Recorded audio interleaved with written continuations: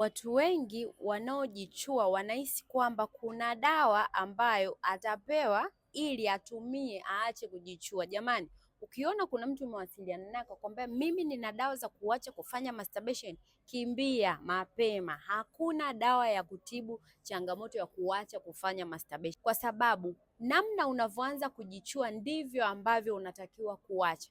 Endapo utashindwa kuacha, inabidi utafute msaada wa mtu binafsi kuweza kukusaidia kukucancel, ili wewe uachane na hiyo masturbation ambayo unaipiga. Watu wengi wamekuwa wakinipigia simu, nahitaji dawa ili niache masturbation. Siuzi dawa za kuacha masturbation, ila programu yangu ni kukupa ushauri, kukusaidia wewe kutoa katika imani ya masturbation, urudi kwenye hali yako ya kawaida. Kuna mwanaume ambaye nilimsaidia, ambaye yeye hata uwezo wa kufanya tendo la ndoa ulikuwa ni mdogo, kwa sababu kila akishiriki tendo la ndoa tu akimaliza anaenda kujichua chooni. Yaani anapoenda kuoga aenda kumaliza na kujichua, ndo analizika kwamba amefika mshindo. Lakini nilivyomsaidia mpaka sasa hivi amefaulu kuacha na maumbile yake yamekuwa yakisimama strong. Yaani kila anapokutana na mwanamke maumbile yake yanasimama, na alikuwa hana hizo hisia. Yeye akili yake moja kwa moja ilikuwa inawaza masturbation, masturbation, masturbation. Kwa kama na wewe ni miongoni mwa mtu wa namna hiyo,